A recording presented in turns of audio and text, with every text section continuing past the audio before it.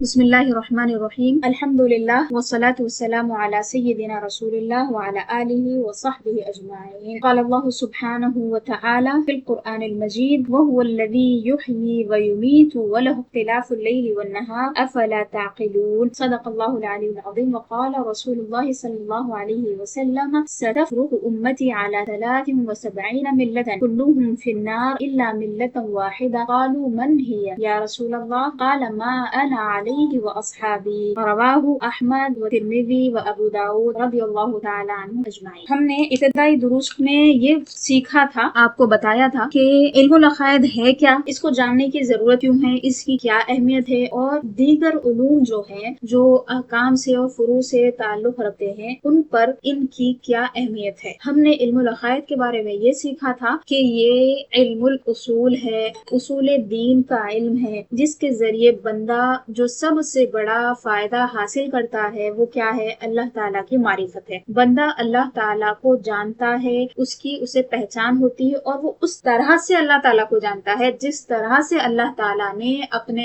آپ کا تعارف کرایا ہے انبیاء کے ذریعے، کتابوں کے ذریعے۔ جب اتنی بات ہمارے ذہن میں واضح ہو جاتی ہے کہ اللہ تعالیٰ نے انبیاء اور رسولوں کے ذریعے سے جن عقائد کو نازل کیا ہے، جن عقائد کو پہنچایا ہے، ان عقائد کو جاننا علم الکلام ہے۔ تو اب ایک اہم ترین چیز آ جاتی ہے کہ ہم اچھے عقائد تو ظاہر سی بات ہے جانیں گے، پڑھیں گے، اہل سنت والجماعت کے عقائد جو ہیں وہ ہم جان لیں گے، لیکن ایک جو سمجھدار انسان ہوتا ہے وہ کیا کرتا ہے، ان چیزوں کو بھی جان لیتا ہے جو ضرر رساں ہیں، جو خطرناک ہے۔ فائدے کو حاصل کرنے سے پہلے ایک قاعدہ ہے عربی کا، دفع مضرت جو ہے نا وہ جلب منفعت سے مقدم ہے۔ مطلب اس کا یہ ہے کہ کسی چیز میں آپ کا فائدہ ہے اور آپ کا نقصان بھی ہے، تو آپ کیا کریں گے، یہ دیکھا جائے گا کہ وہ نقصان، اگر وہ چیز حاصل کر لیں گے آپ فائدہ تو ہو جائے گا، لیکن ساتھ میں نقصان بھی ہو، اور ایسا نقصان ہے کہ جو آپ کو بڑی پریشانی میں ڈال دے گا۔ تو اہل عقل کا ماننا یہ ہے کہ اس چیز کو آپ دور کر دینا زیادہ بہتر ہے، تھوڑے سے فائدے کے لیے آپ بڑی مصیبت نہیں مول لیتے، تو اس کو کیا بولتے ہیں، دفع مضرت اولا ہے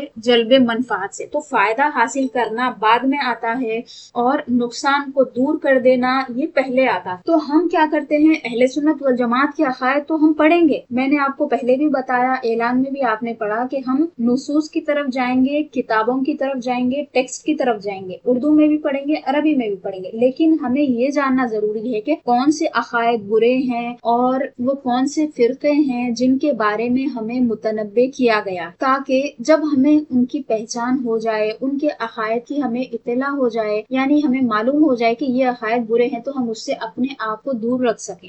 کیونکہ کوئی بھی آپ کو زہر پیش اس طرح نہیں کرتا کہ لیجئے یہ آپ کی خدمت میں زہر ہے، کوئی بھی نہیں دیتا۔ جس کو بھی زہر دینا ہے وہ کس میں دیتا، یا تو شربت میں ملا کے دے گا، یا کھانے میں ملا کے دے گا، بریانی میں زبردست اچھی سی ڈش بنا کے اس کے اندر تیار کر کے دے گا۔ کوئی بھی آپ کو یہ زہر ہے کہہ کے نہیں دے۔ تو آپ کو زہر کی پہچان کس طرح ہوگی، آپ یہ جو عقائد کے بارے میں، فاسد عقائد کے بارے میں یا پھر باطل فرقوں کے بارے میں جان رہے ہیں، اس کی مثال اسی طرح ہے کہ آپ کو کس طرح پہچاننا ہوگا کہ کون سا کھانا کھانا ہے، کون سا کھانا نہیں کھانا، کیا حلال ہے، کیا حرام ہے، اور کون سی چیزیں حرام کی صورت میں آپ کے سامنے آ رہی ہیں، بہت ہی اچھی صورت میں، بہت ہی خوبصورتی کے ساتھ سجا کے آپ کے سامنے پیش کیا جا رہا ہے، لیکن آپ کو کس طرح معلوم کرنا ہوگا کہ یہ شک کی چیز ہے، یہ زہریلی چیز ہے، اور اس سے آپ کو بچنا۔ رسول اللہ صلی اللہ علیہ وسلم نے ارشاد فرمایا، بالکل واضح حدیث شریف ہے، امام احمد نے اپنی مسند میں اس حدیث کو روایت کیا ہے، امام ترمذی نے، امام ابو داؤد نے بھی۔ آپ نے فرمایا کہ میری امت 73 فرقوں میں بٹ جائے گی، 70 پہ 73 فرقوں میں میری امت ٹکڑے ٹکڑے ہو جائے گی۔ اس کے بعد فرمایا کلہم فی النار، امت، میری امت فرما رہے ہیں حضور، اس بات کو آپ غور کریں، میری امت یعنی حضور کی امت کے باہر کی بات نہیں ہو رہی، جو لوگ کلمہ گو ہیں ان کی بات ہو رہی ہے۔ حضور نے فرمایا کہ میری امت 70 پر 3 فرقوں میں بٹ جائے گی، کلہم فی النار، وہ سب کے سب آگ میں ہوں گے، سب دوزخی ہیں، سب دوزخی ہیں، تو پھر بچے گا کون؟ آگے فرمایا الا ملت واحدہ، سوائے ایک ملت کے، فرقہ نہیں فرمایا، ملت فرمایا، قوم فرمایا۔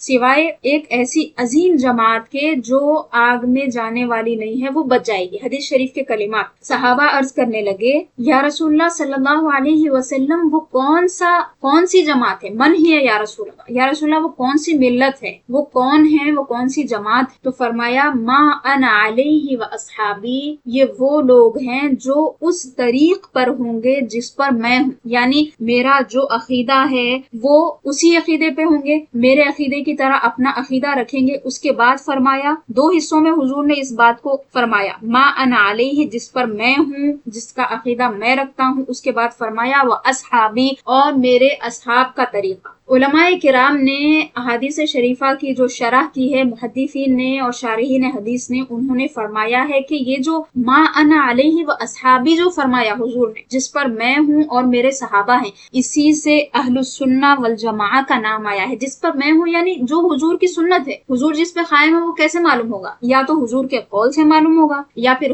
حضور اکرم صلی اللہ علیہ وسلم کے عمل مبارک سے معلوم ہوگا، یا پھر رسول اللہ صلی اللہ علیہ وسلم نے کوئی کام کرتے ہوئے کسی کو دیکھا اور منع نہیں کیا، تو یہ بھی سنت ہوگی۔ تو سنت کی بھی تین قسمیں ہیں۔ تو رسول اللہ صلی اللہ علیہ وسلم کا جو عقیدہ تھا، جو عقیدہ رسول اللہ صلی اللہ علیہ وسلم نے اللہ تعالیٰ سے سیکھا، اللہ تعالیٰ سے حاصل کیا وحی کے ذریعے، تو ان عقائد کے بارے میں حضور نے فرمایا کہ جس پر میں ہوں، جو لوگ اس پر رہیں گے وہ فرقہ ناجیہ ہے۔ دوسری حدیث میں فرقے کا بھی لفظ آیا ہے، یہاں پر ملت کا لفظ آیا ہے، جو حدیث میں نے آپ کو ابھی سنائی ہے۔ تو اب کیا سمجھ میں آ رہا ہے اس سے کہ رسول صلی اللہ علیہ وسلم نے بالکل وضاحت کے ساتھ یہ بات فرما دی کہ 70 پر 3 فرقے جو ہوں گے اس میں سے تمام کے تمام دوزخی ہوں گے سوائے ایک کے، یعنی 72 فرقے جہنم میں جانے والے ہیں۔ اب علماء کرام کی محنتوں کو ہمیں داد دینی چاہیے کہ وہ ایک علم کے لیے ایسی محنت کرتے تھے، ایک مکمل جماعت ہوتی تھی، کوئی فقہ کے لیے محنت کر رہا، کوئی حدیث شریف کی شرح کے لیے محنت کر رہا، کوئی حدیث شریف کی اسانید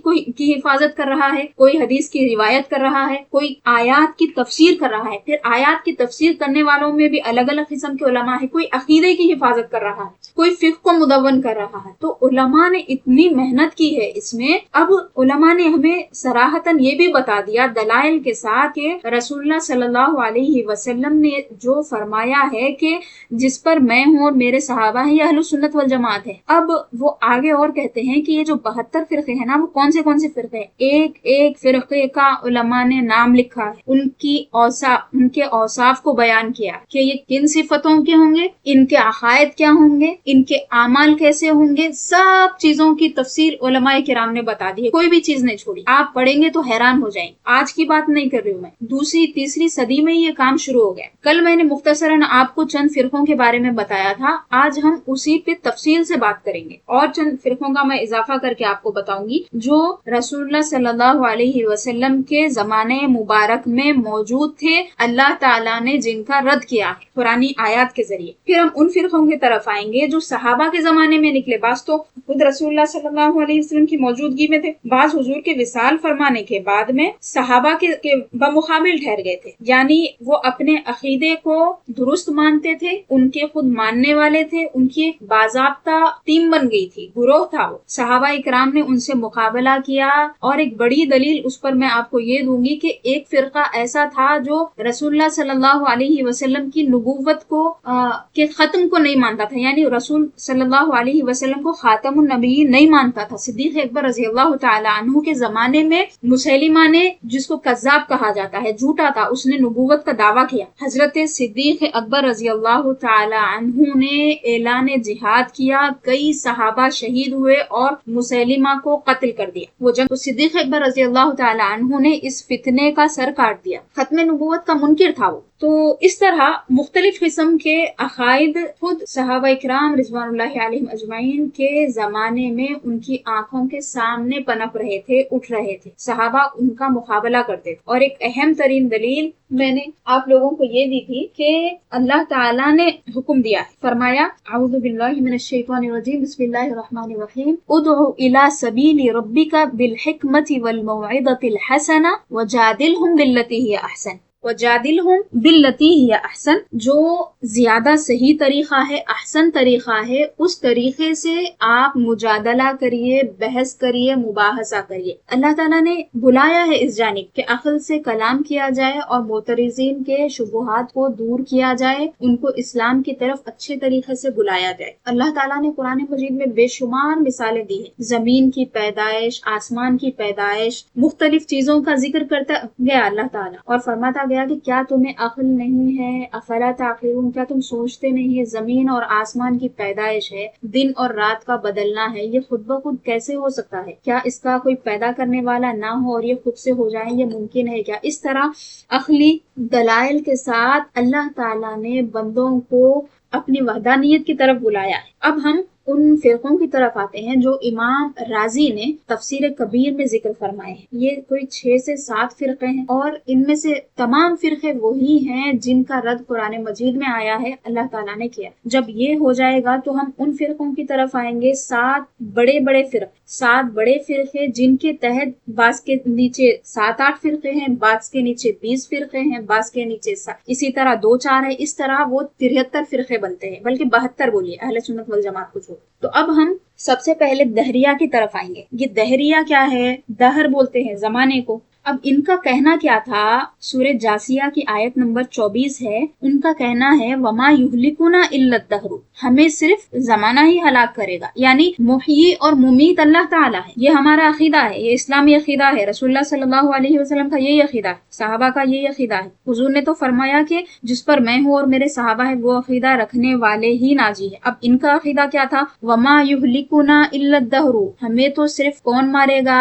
زمانہ، یعنی کسی ذات میں یہ قوت نہیں ہے کہ وہ انسان کو موت دے، خود بخود انسان پیدا ہوتا ہے، خود سے ہی وہ زمانہ ہی اسے مار دیتا ہے۔ جس طرح عام طور پہ لوگ کہتے ہیں نیچر ہے، نیچر میں یہ چیز ہے، خود سے ہی نباتات اگتے ہیں، خود سے ہی بارش برستی ہے، خود سے ہی بچہ پیدا ہوتا ہے، خود سے ہی انسان مر جاتا ہے۔ تو یہ چیزیں جو ہے اس کو بولتے ہیں دہری، دہر سے، نیچر سے وہ لوگ ہر چیز اسی پہ یہ بول سکتے ہم کہ تمام چیزیں صرف اور صرف زمانے کے اوپر ہیں، زمانہ جیسے چاہے اچھا یا برا کر سکتا ہے۔ اب اللہ تعالیٰ نے بہت ساری آیتیں نازل فرمائی، مختلف دلائل دیے، اور یہ ثابت فرمایا کہ اللہ تعالیٰ ہی ہے جو انسان کو موت دینے والا ہے، چیزوں کو فنا کرنے والا ہے، پہلے بھی اس نے ہی پیدا کیا اور دوبارہ وہی زندہ کرنے والا ہے۔ اب ہم 1-2 دلائل لے لیتے ہیں۔ سورہ مومنون کی آیت نمبر 80 ہے، اعوذ باللہ من الشیطان الرجیم، بسم اللہ الرحمن الرحیم، وَهُوَ الَّذِي يُحْيِي وَيُمِيتُ وَلَهُ اخْتِلَافُ اللَّيْلِ وَالنَّهَارِ أَفَلَا تَعْقِلُونَ۔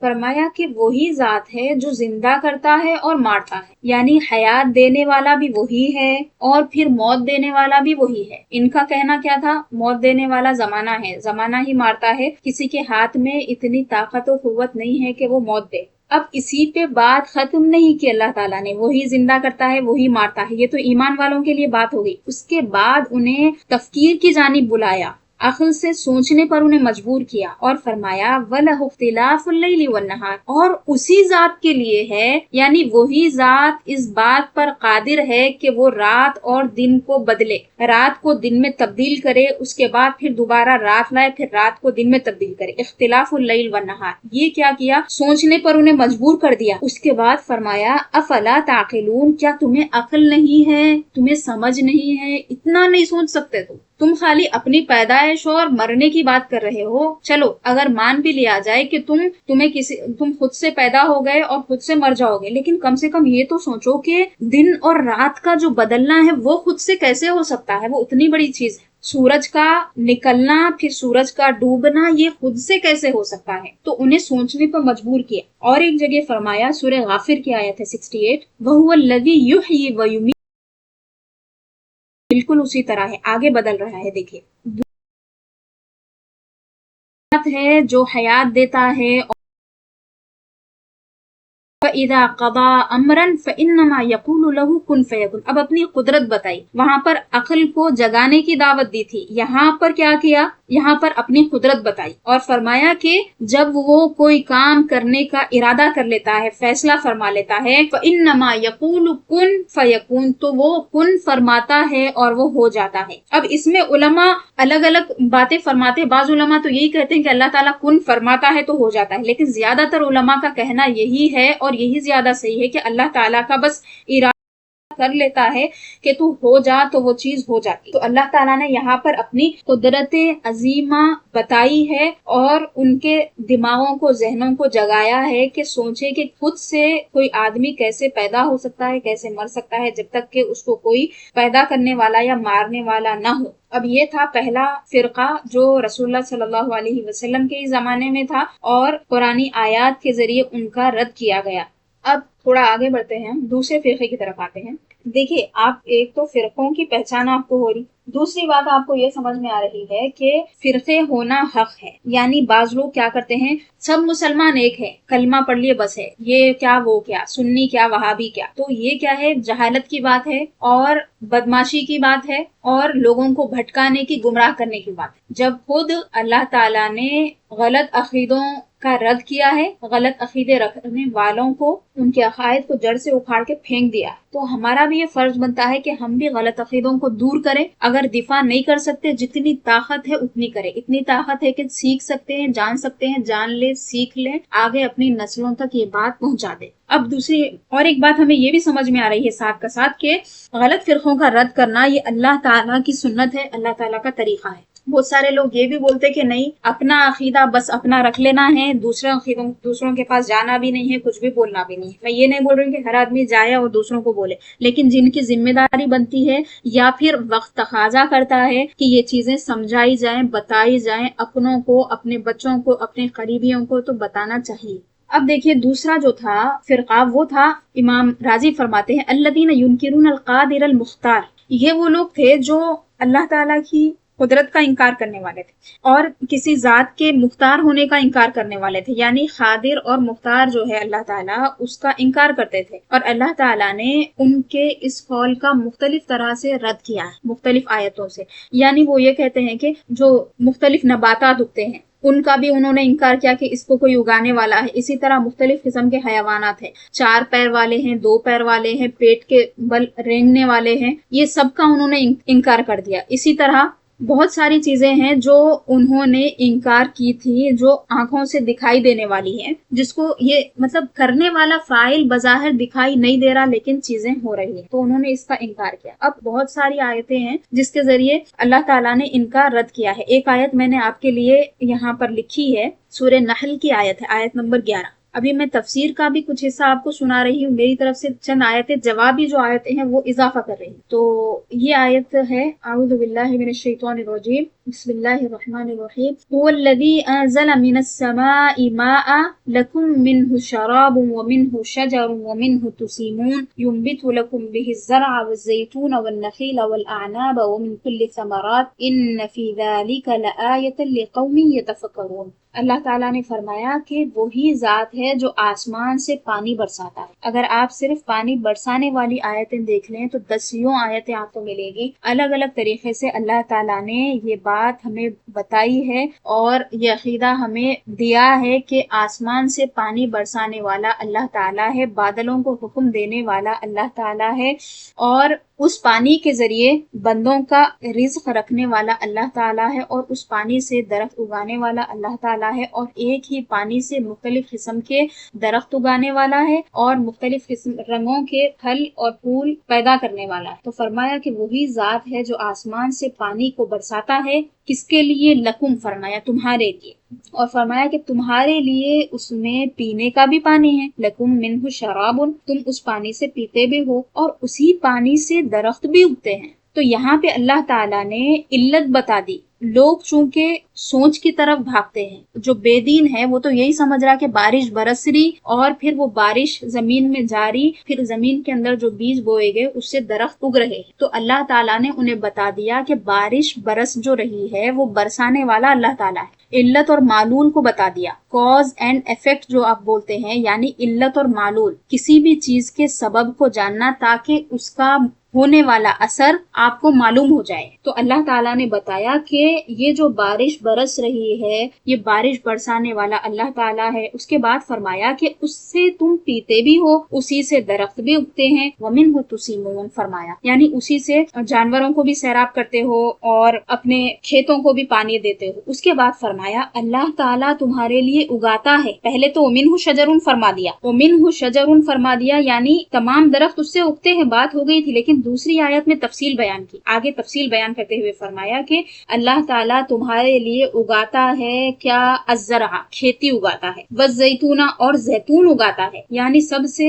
فائدہ مند جو پھل ہے ان کا ذکر کر دیا، دیگر چیزیں اس کے ماتحت آ گئی۔ اور فرمایا نخیل ہے، اس کے بعد فرمایا آناب ہے، یعنی انگور کا بھی اللہ تعالیٰ نے ذکر کیا اور کھجور کے درخت کا بھی ذکر کیا، اور فرمایا کہ تمام ومن کل الثمرات، اور تمام کے تمام پھل اللہ تعالیٰ اگاتا ہے۔ ان فی ذلک لآیۃ لقوم یتفکرون، بے شک اس میں ضرور نشانی ہے ان لوگوں کے لیے جو فکر کرتے ہیں، سوچتے ہیں۔ یہاں پہ صرف یہ نہیں فرمایا کہ صرف نشانی، یہ نہیں فرمایا، فرمایا لآیۃ، لا لام زبر لا، لام الف لا کی بات نہیں کر رہی ہوں میں جو نہیں کا معنی دیتا، لام زبر لا یعنی ضرور، بات کی تاکید کی اللہ تعالیٰ نے، اور فرمایا کہ بے شک انا بھی لگا دیا، ایک تاکید انا میں ہو گئی، ایک تاکید لا میں ہو گئی، اور ایک تاکید نکرہ میں ہوگی، آیتن فرمایا، الآیہ نہیں فرمایا، فرمایا کہ بے شک اس میں ضرور بضرور نشانی ہے ان لوگوں کے لیے جو سوچتے ہیں۔ جو نہیں سوچتا ہے وہ تو اللہ تعالیٰ کو ثالث و ثلاثہ بھی کہیں گے، بعض اپنے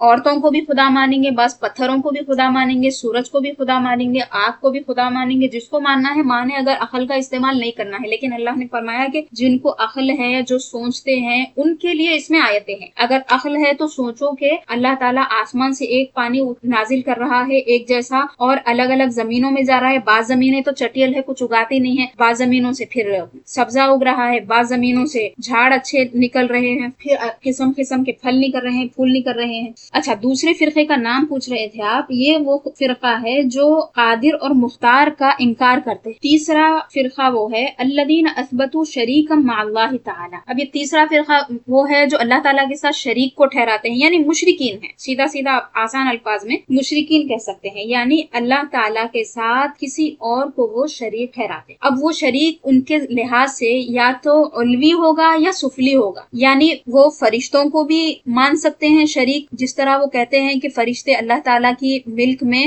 اللہ تعالیٰ کی بادشاہت میں مددگار ہے۔ اس کے رد پہ بھی آیتیں نازل ہوئی کہ اللہ تعالیٰ نے کوئی شریک بنایا ہی نہیں، کوئی مددگار بنایا ہی نہیں، اور فرمایا کہ کیا وہ مددگار بناتے وقت ان کو گواہ بنایا تھا؟ اللہ تعالیٰ صاف صاف قرآن کی آیتیں ہیں۔ اسی طرح فرشتوں کو بھی وہ شریک مان سکتے ہیں، اسی طرح کواکب کو بھی شریک مانتے ہیں، جس طرح وہ کہتے ہیں کہ حدیث شریف میں آپ کو پڑھ کے سناتی ہوں، رسول اللہ صلی اللہ علیہ وسلم نے فرمایا کہ دو قسم کے لوگ ہیں، یا تو وہ مومن ہیں یا پھر کافر ہیں۔ اس کے بعد فرمایا کہ جو اس طرح کہتا ہے کہ مطرنا بفضل اللہ، او کما قال صلی اللہ علیہ وسلم، ہمیں اللہ تعالیٰ کے فضل سے بارش نصیب ہوئی ہے، اللہ تعالیٰ نے بارش نازل کی، تو فرمایا کہ یہ مومن ہے، مومنو بھی فرمایا وہ مجھ پر ایمان رکھنے والا ہے۔ اور اس کے بعد فرمایا کہ دوسرے لوگ وہ ہیں جو کہتے ہیں مطرنا بنوع کذا و کذا، فلاں فلاں سیاروں یا ستاروں کی وجہ سے یا کارتیوں کی وجہ سے بارش نازل ہوئی، صرف اور صرف اسباب کی طرف جاتے ہیں، اللہ تعالیٰ کے قدرت کا انکار کرتے ہیں، تو فرمایا کہ وہ کافر ہیں۔ تو اس کا مطلب یہ ہوا کہ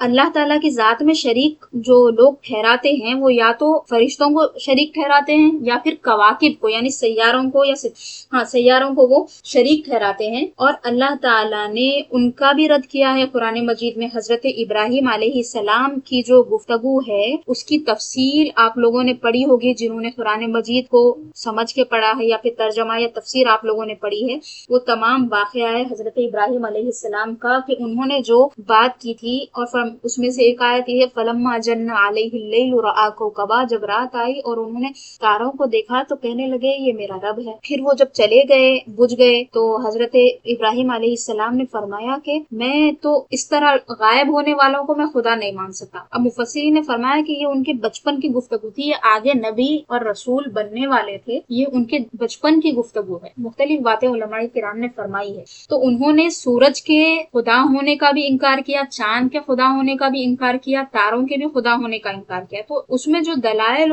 دیے گئے ہیں اس سے یہ بتایا گیا کہ علوی بھی یعنی آسمانی بھی کوئی خدا نہیں ہے، اللہ تعالیٰ کا شریک نہیں ہے، اور زمین پہ بھی کوئی شریک نہیں۔ اب زمین کا جو شریک بناتے ہیں وہ کیسے ہیں؟ جیسے نصارہ کہتے ہیں کہ عیسیٰ علیہ السلام کو وہ خدا کا بیٹا مانتے ہیں اور خدا مانتے ہیں، تو ظاہر سی بات ہے بہت ساری آیتیں ہیں جو اس بات کا رد کرتی ہیں، اور صراحت کے ساتھ نصارہ کے ان عقائد کا رد ہے، اور فرمایا کہ وَيَقُولُونَ إِنَّ اللَّهَ ثَالِثُ ثَلَاثَةٍ، اور ان لوگوں نے کہا کہ اللہ تعالیٰ تین خداؤں میں سے ایک ہے۔ تین خدا ان کے کون ہیں؟ حضرت مریم ہے، حضرت عیسیٰ ہے سلام اللہ علیہم، اور اللہ تعالیٰ۔ تو اللہ تعالیٰ نے اس آیت کے بعد فرمایا، اگلا حصہ ہے وَمَا مِنْ إِلَٰهٍ إِلَّا اللَّهُ، اور کوئی معبود نہیں ہے سوائے اللہ۔ صراحتاً اس عقیدے کا رد کر دیا ہے۔ اسی طرح آپ مشرکین میں سب سے زیادہ جو کثیر تعداد میں ہیں وہ نصارہ بھی ہیں، اور عبدۃ الاوثان یعنی بتوں کو پوجنے والے ہیں، پتھروں کی پوجا کرنے والے ہیں۔ اور پتھروں کی پوجا کرنے والے یہ کوئی نئے لوگ نہیں ہیں، اسی زمانے میں تھے۔ حضرت نوح علیہ السلام کی جو قوم تھی ان کے جو بت تھے ان کے نام بھی اللہ تعالیٰ نے ذکر کیے ہیں۔ یغوث کا نام یعوق تھا، نصر تھا، 3-4 بت تھے ان کا رد کیا ہے اللہ تعالیٰ نے۔ اسی طرح حضرت ابراہیم علیہ السلام نے بھی بتوں کو مارا ہے، گرایا ہے، اس کا بھی ذکر قرآن مجید میں آیا ہے۔ تو اتنی زیادہ آیتیں ہیں، اتنے زیادہ دلائل ہیں کہ آپ اگر ان کو لکھنے بیٹھیں تو ہر ایک پہ باضابطہ ایک مکمل کتاب لکھی جا سکتی ہے۔ چونکہ ہمیں یہاں پہ فرقوں کا تذکرہ کرنا مقصد ہے اور ان کو جاننا ہے، تو ہم اسی طرح مختصر تذکرہ کرتے ہوئے آگے بڑھ جائیں گے۔ تو تیسرا فرقہ تھا مشرکین کا۔ چوتھا کون سا تھا؟ چوتھے وہ لوگ تھے جنہوں نے نبوت کا انکار کیا۔ اب نبوت کا انکار کرنے والوں میں 2 قسم کے لوگ ہیں۔ ایک وہ ہیں جنہوں نے انبیاء کو تو مانا لیکن خاص رسول اللہ صلی اللہ علیہ وسلم کی نبوت کا انکار کر دیا، یعنی ان کو پہلے والے انبیاء پہ یقین ہے، وہ اللہ کے ان انبیاء اور رسولوں کو مانتے ہیں، پہلے کی شریعتوں پہ عمل پیرا بھی ہیں، اس میں انہوں نے تبدیلیاں کر لی، وہ الگ بات ہے، جو بھی کرتے ہیں وہ۔ لیکن رسول اللہ صلی اللہ علیہ وسلم نے جب اعلان نبوت کیا تو ان کو تکلیف ہو گئی، ان کو حسد ہو گیا، اور وہ کون ہے؟ یہود ہے۔ تو یہ چوتھے فرقے میں یہود آتے ہیں، رسول اللہ صلی اللہ علیہ وسلم کے نبوت کے وہ منکر۔ اب ان کا رد اتنی زیادہ مرتبہ قرآن مجید میں آیا ہے کہ کوئی ایک دلیل کیا دے۔ آپ قرآن مجید تلاوت کرتے ہیں، پڑھتے ہیں، بارہا آپ نے دیکھا ہوگا اللہ تعالیٰ نے ان کا رد فرمایا ہے، یہود کا اور نصارہ کا، حتیٰ کہ سورہ فاتحہ میں بھی فرمایا کہ غیر المغضوب علیہم ولا الضالین، ان کے راستے پر نہ چلا جو گمراہ ہیں، اور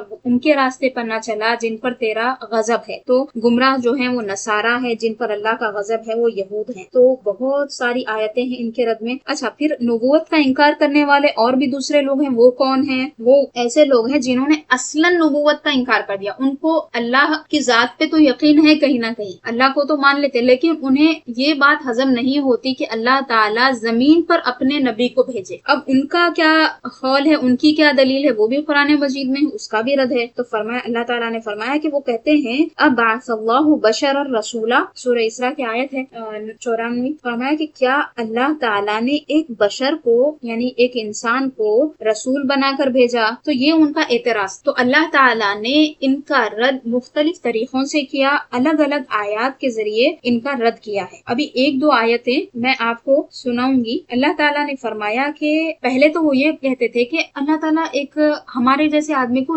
نبی کیسے بنا سکتا ہے، یعنی وہ صرف ظاہر کے اوپر جاتے تھے، یعنی ایک عام انسان جس طرح ہوتا ہے اسی طرح کے انسان کو وہ نبی ہونا نہیں مانتے۔ ان کے دماغوں میں، ان کے دلوں میں یہ بات نہیں گھستی تھی کہ ایک انسان نبی کیسے ہو سکتا ہے۔ اب وہ کہنے لگے کہ اگر نبی ہو تو اگر اللہ تعالیٰ کوئی فرشتہ بھیج دیتا تو ہم ایمان لا لیتے تھے، یا پھر اچھا بشر کو اگر اللہ تعالیٰ رسول بھی بنایا نا تو ایک بڑا خزانہ اللہ تعالیٰ اس کے ساتھ نازل کر دینا تھا، وہ خزانے کو دیکھتے تو بھی لوگ آتے تھے، یعنی بہت مالدار آدمی ہے اور نبی ہے، تو ہماری سمجھ میں آتی تھی یہ بات، لیکن اللہ تعالیٰ کو تو ایمان کی طرف بلانا تھا۔ پھر رسول اللہ صلی اللہ علیہ وسلم کو دنیا کی طرف نہیں، بلکہ حضور نے فرمایا کہ انبیاء کی میراث تو کیا ہے؟ علم ہے، یہ مال و دولت انبیاء کسی کو وارث نہیں بناتے اس کا۔ تو وَلَوْ نَزَّلْنَا عَلَيْكَ كِتَابًا فِي قِرْطَاسٍ فَلَمَسُوهُ بِأَيْدِيهِمْ لَقَالَ الَّذِينَ كَفَرُوا إِنْ هَذَا إِلَّا سِحْرٌ مُبِينٌ۔ اللہ تعالیٰ نے فرمایا کہ اگر آپ کے ہاتھ میں ہم ہم قرطاس دے کے نازل، یعنی عام کتاب کی بات نہیں ہو رہی، آسمانی کتاب اگر وہ دے کے نازل ہوتے اور اس کو آنکھوں سے دیکھ تو لیتے، وہ تو چھوٹی بات ہے، چھو بھی لیتے اس کو، اس کے بعد وہ کہتے یہ تو جادو ہے، کھلا جادو۔ ایک اللہ تعالیٰ نے ان کا رد کیا، اس کے بعد فرمایا وَقَالُوا لَوْلَا أُنزِلَ عَلَيْهِ مَلَكٌ، اور وہ کہتے ہیں کہ ان کے اوپر کوئی فرشتہ کیوں نہیں فرشتہ کیوں نہیں نازل کیا، وَلَوْ أَنزَلْنَا مَلَكًا لَقُضِيَ الْأَمْرُ ثُمَّ لَا يُنظَرُونَ، اللہ تعالیٰ فرماتا ہے کہ اگر ہم فرشتے کو نازل کر دیتے، یعنی رسول اللہ صلی اللہ علیہ وسلم کو نبی بنا کر بھیجنے کی بجائے ایک فرشتے کو انسانوں کے درمیان نازل کر دیتے تھے، تو اس طرح ان کا فیصلہ ہوتا تھا کہ ان کو کوئی مہلت نہیں دی جاتی تھی، یعنی انسانوں کے بیچ میں ایک انسانوں کی طرح نبی کو، ایک افضل ترین انسان کو نبی بنا کر اللہ تعالیٰ نے بھیجا ہے، تو اسی طور طریقے سے بھیجا ہے جو ایک انسانوں کا طریقہ ہوتا ہے، ان کو فرشتہ بنا دیتے تو وَلَوْ جَعَلْنَاهُ مَلَكًا لَجَعَلْنَاهُ رَجُلًا، اگر ہم انہیں فرشتہ بناتے تو ہم کیا کرتے، انسان کے لباس میں انسانوں کے بیچ میں ہم اتارتے تھے، لَجَعَلْنَاهُ رَجُلًا، ہم انہیں انسان بنا کر بھیجتے تھے،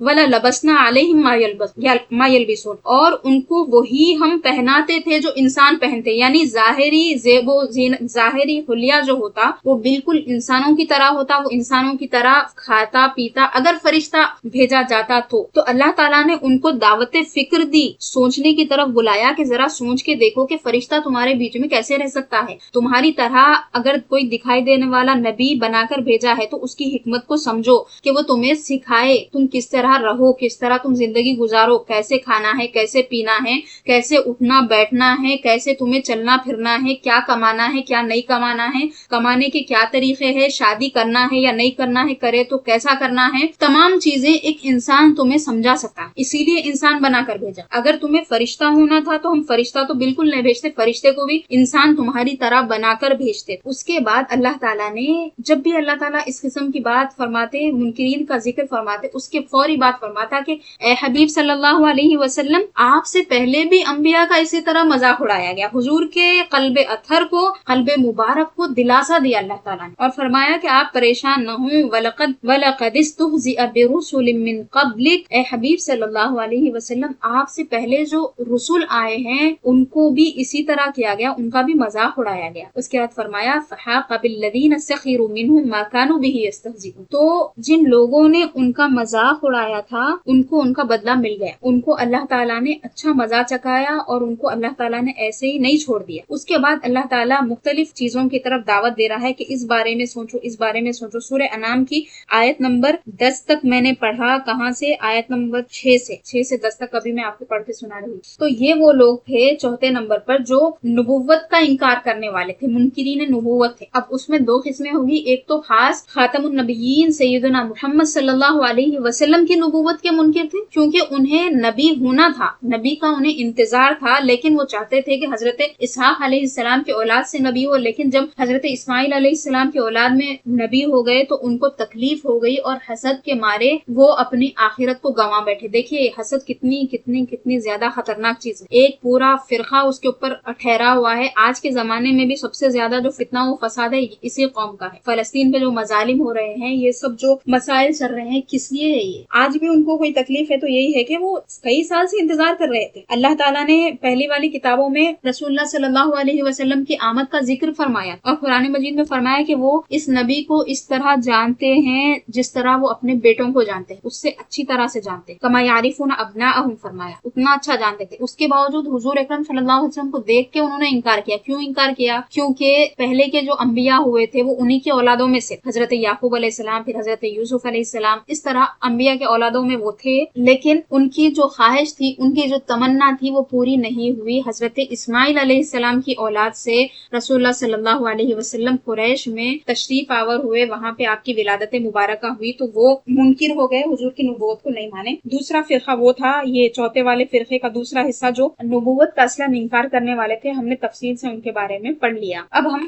آگے جائیں گے، پانچویں فرقے کی طرف آتے ہیں۔ پانچویں وہ تھے جو حشر اور نشر کا انکار کرتے تھے، ابھی بھی یہ لوگ موجود، حشر اور نشر کا انکار کرتے، یعنی مرنے کے بعد آدمی کا دوبارہ زندہ ہونا اور دوبارہ اٹھایا جانا۔ اب اس کے اوپر بھی بہت ساری آیتیں ہیں، بہت ساری احادیث مبارکہ ہیں۔ اکثر میں آیات کی بات یہاں پہ کر رہی تھی چونکہ میں نصوص خطائیہ کی بات کر رہی تھی، لیکن اگر آپ دیکھیں تو بہت ساری آیت مبارکہ ہے جو ان عقائد کا رد رد کرتی ہیں، خاص طور سے یہ والا عقیدہ جو حشر اور نشر کا ہے، کیونکہ جنت اور دوزخ کے متعلق جو باتیں کی گئی ہیں، اتنی ساری آیتیں ہیں، اتنی ساری احادیث مبارکہ ہے، جنتیوں کے احوال ہے، دوزخیوں کے احوال ہے، تو اگر آدمی مرنے کے بعد اٹھے ہی نہ تو پھر یہ ہوگا کس کے ساتھ؟ جنت میں کون جائے گا، دوزخ میں کون جائے گا؟ اٹھے گا کو اگر کوئی اٹھنا ہی نہیں ہے، سب اگر مر کے مٹی میں مل جانا ہے تو پھر حشر نشر جنت اور دوزخ کا مطلب ہی نہیں۔ تو جنہوں نے حشر اور نشر کا انکار کیا،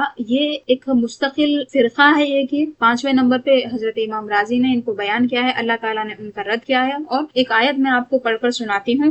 اللہ تعالیٰ نے فرمایا کہ ان کو دوبارہ پیدا کرنا جو ہے، کیا یہ اتنی بات بھی نہیں سمجھتے کہ ان کو جو پہلی بار پیدا کیا گیا یہ ان کے دوبارہ پیدا کیے جانے سے مشکل ہے، یہ سمجھنا چاہیے۔ یعنی ایک چیز جو بالکل وجود میں نہیں ہے اس کو وجود میں لانا آسان ہے، یا پھر پہلے سے آلریڈی جو کبھی نہ کبھی موجود تھی اس کو دوبارہ سے اٹھا دینا آسان ہے؟ ظاہر سی بات ہے حشر اور نشر آسان ہے۔ ابھی آیت میں آپ کو ابھی بالکل الفاظ مفہوم اس کا آیت کا یہی ہے کہ اللہ تعالیٰ نے جو انسانوں کو پیدا کیا ہے، پہلی مرتبہ پیدا کرنا یہ زیادہ آسان ہے یا دوبارہ اٹھایا جانا آسان ہے، اس طرح کی مثال دے کر اللہ تعالیٰ نے ان کو جگایا ہے۔ اور اسی طرح حضرت ابراہیم علیہ السلام کا واقعہ آپ لے لیں یا پھر حضرت عزیر علیہ السلام کا واقعہ لے لیں، مرنے کے بعد اٹھائے جانے کی دلیل انہوں نے اللہ تعالیٰ سے پوچھی، اللہ تعالیٰ نے ہر دو کو دلیل دی اسی دنیا میں، اور انہوں نے دیکھا کہ اللہ تعالیٰ مرنے کے بعد کس طرح سے آدمیوں کو زندہ کرتا ہے۔ حضرت ابراہیم علیہ السلام نے فرمایا تھا، ربی ارینی کیف تحیی الموتیٰ، اے اللہ مجھے تو دکھا، میں دیکھنا چاہتا ہوں کہ تو مردوں کو کیسے زندہ کرتا ہے۔ اللہ تعالیٰ نے فرمایا، افلا تؤمن، کیا تمہیں اس بات کا یقین نہیں ہے، کیا تم ایمان نہیں رکھتے؟ دیکھیے اعتراض کرنے والا دو طرح کا ہوتا ہے، یا تو انکار کے ذریعے اعتراض کرتا ہے یا پھر علم میں اضافے کے لیے اعتراض کرتا ہے یا سوال کرتا ہے۔ تو اللہ تعالیٰ نے کیا پوچھا حضرت ابراہیم سے، کیا تمہیں ایمان نہیں ہے کہ اللہ تعالیٰ دوبارہ سے زندہ کرے گا؟ حضرت ابراہیم علیہ السلام نے فرمایا کہ بلا ولکن لیطمئن قلبی، کیوں نہیں، یعنی میں اس بات پہ ایمان رکھتا ہوں لیکن اس لیے میں عرض کر رہا ہوں تاکہ میرا دل مطمئن ہو۔ قال بلا ولکن لیطمئن قلبی، تو اللہ تعالیٰ نے فرمایا کہ فخذ اربعۃ من الطیر فصرہن الیک، تم 4 پرندوں کو لو، ان کو ذبح کرو، ان کے ٹکڑے ملا کر تم ایک ایک پہاڑ پر رکھ دو، ثم اجعل علی کل جبل منہن جزءا ثم ادعوہن، پھر ان کو بلاؤ، یأتینک سعیا، وہ دوڑتے ہوئے تمہارے پاس آئیں گے، وعلم ان اللہ عزیز حکیم، اور تم جان لو کہ بے شک اللہ تعالیٰ بڑے ہی غلبے والا ہے، بڑی حکمت والا ہے۔ یہاں پہ اللہ تعالیٰ نے کام تو حضرت ابراہیم علیہ السلام سے کرایا، یعنی پرندوں کو لو، کاٹو، الگ الگ رکھ دو، اب پھر جان ڈالنے والا اللہ تعالیٰ ہے، خود اللہ تعالیٰ جان ڈال سکتا نا، لیکن حضرت ابراہیم علیہ السلام کو خود اللہ تعالیٰ نے کام لگایا، چونکہ اللہ تعالیٰ کے نبی ہیں وہ، یہ ان کی خصوصیت بھی یہاں پہ سمجھ میں آ رہی ہے۔ تو فرمایا کہ تم آواز دو۔ جب ابراہیم علیہ السلام جو اللہ کی مخلوق ہے وہ آواز دے کر، اللہ کے حکم سے آواز دے کر مردوں کو زندہ کر سکتے ہیں، تو اللہ تعالیٰ کیوں نہیں کر سکتا جو خالق ہے؟ تو اس طرح اللہ تعالیٰ نے حضرت ابراہیم علیہ السلام کے سوال کا جواب دیا، تو اس میں بعد والوں کے لیے بھی ظاہر سی بات ہے دلیل موجود ہے۔ اب آخری فرقہ جو حضرت امام رازی نے بیان کیا، وہ فرماتے ہیں کہ 6ویں وہ لوگ ہیں جو تکلیف کو نہیں مانتے، یعنی اللہ تعالیٰ نے جو احکام ہمارے اوپر لاگو کیے ہیں، ہمیں مکلف بنایا ہے، اس میں تان کرتے ہیں اور کہتے ہیں کہ اس میں کوئی فائدہ نہیں ہے، ایمان لا لیے نا کافی ہے، یہ عمل کر کے کیا کرنا ہے، نماز کیوں پڑھنا ہے اور اس کی پابندی کیوں ہے، روزے کیوں رکھنا ہے، حج کر کے کیا کرنا ہے، زکوٰۃ کی کیا ضرورت، تمام احکام کے منکر۔ تو یہ بھی ایک فرقہ ہے، تو اللہ تعالیٰ نے ان کا بھی رد کیا ہے اور فرمایا کہ ان احسنتم لانفسکم وان اسأتم فلہا، سورہ اسراء کی آیت نمبر 7، یعنی اللہ تعالیٰ نے فرمایا کہ اگر تم نے نیکی کی تو یہ تمہارے فائدے کے لیے۔ ان کا اعتراض یہ تھا نا کہ اللہ تعالیٰ قادر ہے، اللہ تعالیٰ عظیم ہے، اس کو کیا ضرورت ہے؟ اور پچھلی والی امتوں میں بھی اس قسم کے لوگ تھے جو ایسی باتیں کہتے تھے، جیسے سورہ یاسین میں ہے، سورہ یاسین کی آیت آپ تو اکثر سورہ یاسین پڑھتے، وہ آیت پڑھے ہوں گے آپ لوگ، جس میں ان کا یہ قول اللہ تعالیٰ نے بیان فرمایا کہ اللہ تعالیٰ کو اس کی کیا ضرورت ہے، صدقہ و خیرات کی بات کی گئی، انہوں نے کہا کہ اللہ تعالیٰ کو اس کی کیا ضرورت۔ تو ان کے اس بھونڈے سے عجیب سے اعتراض کا جواب یہی ہے کہ اگر تم نیکی کرو تو نیکی یہ تمہارے لیے، تمہیں فائدہ ہونے کا ہے، اللہ تعالیٰ کو رتی بھر بھی فائدہ ہونے والا نہیں، نہ اس کی ملکیت میں تھوڑا اضافہ ہوگا نہ تھوڑی کمی ہوگی، کچھ بھی نہیں ہوگا۔ تم اگر برا کام کرو گے تو کمی نہیں ہو جائیں گی اللہ تعالیٰ کی ملک، اگر تم اچھے کام کرو گے تو اللہ تعالیٰ کے لیے تم کچھ اضافہ نہیں کر دو گے اس کی ملکیت میں۔ میں، بلکہ فرمایا ان احسنتم احسنتم لانفسکم، اگر تم اچھا کرو تو تمہارے لیے ہے یہ، وان اسأتم فلھا، اور اگر تم برا کرو گے تو تمہارا نقصان ہونے والا ہے، اللہ تعالیٰ کا کچھ بھی نہیں بگڑنے والا۔ اور ایک حدیث قدسی ہے، تفصیلی حدیث ہے، اس میں اللہ تعالیٰ نے فرمایا کہ اے لوگو، اگر تم تمام کے تمام ایک میدان میں جمع ہو جاؤ، تم میں سے تمام نیک لوگ، تمام اچھے برے، چھوٹے بڑے، بچے بوڑھے، سب جمع ہو جاؤ، پھر تم میں سے ہر کوئی اپنی پسندیدہ چیز مجھ سے مانگ لو، خواہش کرو مجھ سے، اور میں تم کو سب کو اس کی پسندیدہ چیز دے دوں، یعنی ایسی چیز جو زندگی میں پوری نہیں ہوئی، بہت آخری خواہش ہے۔ تو فرمایا کہ سب کی خواہشیں پوری کر دوں میں، تو پھر بھی میری ملکیت میں کچھ کمی نہیں ہوگی۔ اور اس طرح سمجھنا کہ سمندر میں اگر تم سوئی کو داخل کرو پھر نکالو تو سوئی کو کچھ پانی لگ کے آئے گا کیا؟ تو یہی مثال ہے اللہ تعالیٰ کی کہ خزانوں کی، وہ ختم ہونے والے نہیں ہیں۔ تو فرمایا کہ جو لوگ تکلیف کے منکر ہیں، مکلف ہونے کے منکر ہیں، اب دیکھیے جو زکوٰۃ کے منکرین تھے وہ اسی قسم میں سے، رسول اللہ صلی اللہ علیہ وسلم کے وصال کے بعد ایک گروہ ایسا ہو گیا جنہوں نے زکوٰۃ کا انکار کیا۔ اب یہ بات سمجھنے کے لائق ہے کہ خود رسول اللہ صلی اللہ علیہ وسلم کے وصال کے فوری بعد یہ لوگ ٹھہر گئے تھے، تو کیا آپ سمجھتے ہیں کہ یہ صحابہ میں سے نہیں تھے؟ یعنی حضور کو دیکھے تھے، حضور کے ہاتھ پہ ایمان لائے تھے، دستے مبارک پہ، لیکن جیسے ہی وصال ہوا تھوڑے لوگ پھر گئے اور کہنے لگے کہ زکوٰۃ نہیں دیں گے۔ حضرت صدیق اکبر رضی اللہ عنہ نے جہاد کا اعلان کیا، پہلے تو چند صحابہ نے اعتراض کیا، آخر میں سب کا اتفاق بھی ہو گیا اور حضرت صدیق اکبر رضی اللہ عنہ نے ان سے جہاد کیا۔ جو لوگ زکوٰۃ دیتے ہیں تو ٹھیک ہے، اگر نہیں دیتے ہیں اور اس کا انکار ہے تو ان کو قتل کر دیا گیا۔ تو اس سے بھی ایک بہت بڑی دلیل ہمیں ملتی ہے کہ تکالیف شرعیہ جو ہے، یعنی احکام شرعیہ اور مناہی، اوامر و نواہی، احکام و مناہی، یعنی کیا کرنا ہے کیا نہ کرنا ہے، اس کی جو پابندی ہے یہ ایک مسلم کے لیے، ایک مومن کے لیے بہت ضروری ہے۔ اس کے بغیر آدمی مسلمان نہیں رہتا، انکار کر دیا اگر تو خارج ہو جاتا۔ اور اللہ تعالیٰ نے یہ بھی فرمایا لا یسأل عما یفعل وهم یسألون۔ اب یہ جو لوگ بول رہے ہیں اللہ تعالیٰ نماز پڑھو، کئی کو بولا، کئی کو ذمہ داری ڈالا، یہ کئی کی ذمہ داری ہے، اتنے مال میں سے اتنا نکال کے زکوٰۃ دینا ہے، یہ کئی کو کرنا ہے، تو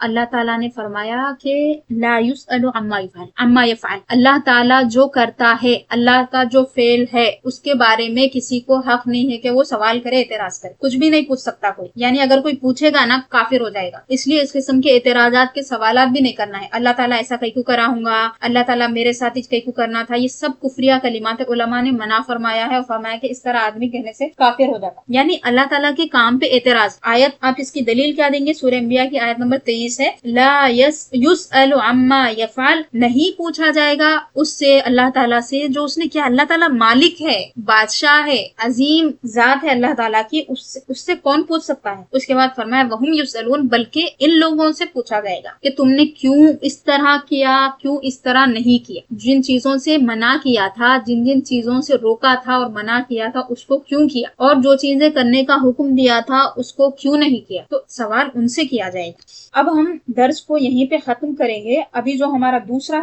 حصہ ہے فرقوں کے تعارف کا، وہ عظیم جو 7 فرقے ہیں، صرف ان کا میں یہاں پہ نام ذکر کروں گی، ان کے عقائد کو ہم اگلے درس میں انشاءاللہ تعالی پڑھیں گے۔ پہلا ہے معتزلہ، ان کے کتنے فرقے ہیں؟ 20 فرقے ہیں، یعنی معتزلہ کے تحت الگ الگ ہیں 20 ہیں۔ اسی طرح شیعہ ہیں، شیعہ کے بھی 3 ہیں۔ پھر اس کے بعد خوارج آ جاتے ہیں، خوارج میں 7 حصے ہیں۔ اس کے بعد مرجیہ آ جاتے ہیں، اس میں 5 حصے ہیں۔ پھر نجاریہ آ جاتے ہیں، یہ 3 ہیں۔ پھر جبریہ آتے ہیں، یہ 2 ہیں۔ اسی طرح آخری جو ہے وہ مشبہہ ہے۔ مشبہہ کے بارے میں کل میں نے آپ کو بتایا تھا، تشبیہ دینے والے، اللہ تعالیٰ کو جسم ماننے والے۔ اب مشبہہ کے اندر کرامیہ بھی آتے ہیں۔ یہ جو 7 میجر قسمیں ہیں نا، اس میں سے ہر ایک کے تحت چند چند قسمیں آتی ہیں، اس طرح یہ 72 فرقے بن جاتے ہیں۔ اور اس کے بعد ہے فرقہ ناجیہ اہل السنہ والجماعہ۔ تو پہلے ہم ان کو پڑھیں گے، اس کے بعد اہل سنت والجماعت کے بارے میں پڑھیں گے کہ اہل سنت والجماعت کے کیا عقیدے ہیں، کتابوں کے ذریعے ہم اس کو تفصیل سے پڑھیں گے، اور پھر ہم اہل سنت والجماعت کی ضروریات کے اوپر بھی بات کریں گے۔ عام طور پہ ہمارے ذہنوں میں یہ بات آ گئی ہے کہ اہل سنت والجماعت کے جو اصل عقائد ہیں ان پہ تو ہمارا اتنا دھیان نہیں ہے، ہم کیا کرتے ہیں، ضروریات اہل سنت جو ہیں ان کی طرف زیادہ توجہ کرتے ہیں، اور اگر کوئی ضروریات میں سے کسی ایک کا منکر ہو جائے اس کو اہل سنت والجماعت سے خارج سمجھتے ہیں، گمراہ سمجھتے ہیں۔ نہیں، اگر کوئی معتزلی ہے، کوئی شیعی ہے، کوئی مرجیہ میں سے ہے، کوئی جبریہ، قدریہ، نجاریہ، ان میں سے اگر کوئی ہے اور ان کی جو علامتیں ہیں کسی کے اندر پائی جاتی ہیں تو اس سے آپ کو بچنا ہے، اس کی صحبت سے اپنے آپ کو بچانا ہے، اور اس قسم کے کے لوگوں سے علم بھی حاصل نہیں کرنا ہے تاکہ اپنا خود کا عقیدہ خراب نہ ہو۔ اور ایک بہت اہم بات میں اکثر دروس میں یہ کہتی ہوں، ابھی ایک بار آپ کو سناؤں گی پھر ہمارا درس آج کا ختم ہوگا۔ حضرت ابن سیرین رضی اللہ تعالیٰ عنہ جو تابعین میں بڑا درجہ رکھتے ہیں، ان کا فرمان ہے، وہ فرماتے ہیں کہ انظروا عمن تأخذون منه العلم فإنه دینکم، تم دیکھو کہ تم علم کس سے حاصل کر رہے ہو، علم تم کیا حاصل کر رہے ہو، یہ نہیں فرمایا کس سے تم حاصل کر رہے ہو، اس کو غور سے دیکھو سمجھو، گمراہ ہے یا پھر صحیح راستے پہ ہے یا نہیں۔ اس کے بعد فرمایا جو تم علم حاصل کر رہے ہو یہ تمہارا دین ہے، اور دین ہر ایک سے حاصل نہیں کیا جاتا۔ خود حضرت ابن سیرین بہت احتیاط کرتے تھے اس میں، کسی سے حدیث تو دور کی بات ہے، حدیث تو موضوع حدیث ہو سکتی، کوئی جھوٹی حدیث بھی سنا دے گا، لیکن وہ قرآن بھی کسی سے سننا پسند نہیں کرتے تھے۔ اور مجھے بہت خوشی ہوئی، بہت ساری بچیاں کیا کرتے ہیں، بعض قارئین کے بارے میں پوچھتے اس قاری کو سننا صحیح ہے کیا، اس قاری کو سننا صحیح ہے کیا، کیونکہ بہت ساروں کے بارے میں تو حضور نے فرمایا کہ یقرؤون القرآن، یہ فرقوں کی بات ہے، ان کے بارے میں فرمایا کہ وہ قرآن پڑھیں گے لیکن ان کے حلق کے نیچے نہیں اترے گا۔ حلق کے نیچے نہیں اترنے کا مطلب کیا ہے؟ اشارہ ہے کہ ان کے دل میں نہیں جائے گا اور دل میں ایمان ان کے نہیں بیٹھے گا، صرف وہ زبانی بات کریں گے۔ جس طرح کل میں نے آپ کو ایک حدیث بھی بتائی کہ جو زبان کی لفاظی کرنے والا منافق ہے، میں اس سے ڈرتا ہوں میری امت کو وہ گمراہ کر دے۔ حضور نے فرمایا امت کی گمراہی کے لیے یہ بہت خطرناک چیز ہے کہ بات تو اس کو بہت اچھی کرنے آتی ہے لیکن ہے منافق، تو ان منافقین سے بچنا ضروری ہے۔ اور افسوس اس وقت ہوتا مجھے کہ بچیاں جو مدرسے کی ہیں، پڑھتی ہیں، ان کو سب چیزیں معلوم ہونا چاہیے، نہیں معلوم ہے تو اب سیکھیے، دوسروں کو بتائیے۔ تو وہ بچیاں بھی جو مدارس میں پڑھتی ہیں ہر دوسرے آدمی کا بیان سنتی بھی ہے، اسٹیٹس پہ بھی رکھتے ہیں۔ آپ اہل سنت والجماعت کو سنیں تو کوئی اعتراض نہیں ہے، سنیے، چھوٹے موٹے اختلافات آپس میں رہتے اس کی کوئی بات نہیں ہے، لیکن جو شیعہ کا بھی سن لیتے آپ، دیگر فرقوں کا بھی آپ سن لیتے، کیوں سنتے؟ بول رہا اچھا بولتے بولتے پھر وہی ہو جاتا جس طرح بریانی ہے، مزے کی رہتی، زہر رہن دو کچھ بھی رہن دو، بریانی ہے کھائیں گے، مر جائیں گے مگر کھائیں گے، چائے ہے اس کے اندر زہر ملے ہوئی ہے پی لیں گے مگر پئیں گے، مرنا نہیں مرنا بعد میں دیکھا جائے گا، بالکل اسی طرح ہے۔ اچھا بول رہا، زبردست زبان ہے، فر بولتے جا رہا، اس کو سننا ہے، کیوں؟ انہوں نماز کی تو بات بول رہے ہیں، انہوں قرآن کی بات بول رہے ہیں، آیت پڑھ کے سنا رہے ہیں، یہ بات تو ذہن میں بٹھائیے۔ چلیے آج کا درس الحمدللہ ہمارا ہو گیا، انشاءاللہ تعالی ہم پھر جمعہ کے دن ملیں گے، اور یہ بیچ کے جو 4 دن ہیں یہ آپ کے دن ہیں، میں ایک ایک ریکارڈنگ اس میں بھیجوں گی، آپ کو ایک ایک دن کر کے سن لیجئے، جن کو نوٹس بنانا ہے نوٹس بنائیے یا پھر دوبارہ سے سننا ہے سن لیجئے۔ وصلی اللہ علی سیدنا محمد وآلہ وصحبہ اجمعین، الحمدللہ۔